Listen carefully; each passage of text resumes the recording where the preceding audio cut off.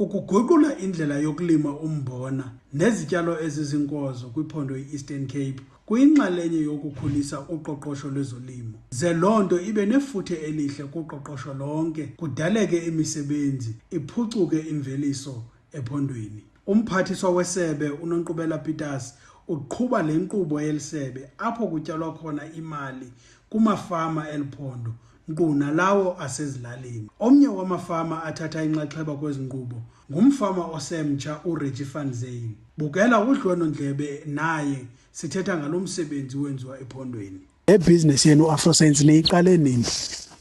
uAfroSaint bhuti uqale back in 2008, but then wangena into agriculture. It was 2016. Yintoni eyabangela uba ningene kwi-agriculture?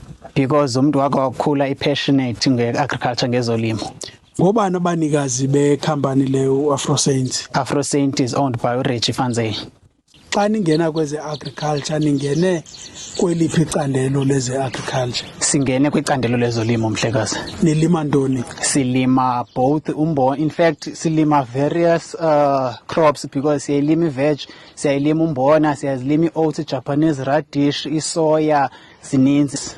Depending on i-season ke ubana i-season yantoni then silime loo nto. Umhlaba wenu uwonke ningu-AfroSaints eniwulimayo ngumhlaba ongakanani? Uwonke umhlaba esiwulima singu-AfroSaint. This year we did about 2,000 hectares. Okay. Yes. Umbona ungakanani umhlabeni ulimayo? Kumbona under department it's 300 hectares kuleni ndawo sikuyo. Then there are other districts nakuyo esifaya kuzo umbona, obviously with a different hectarage.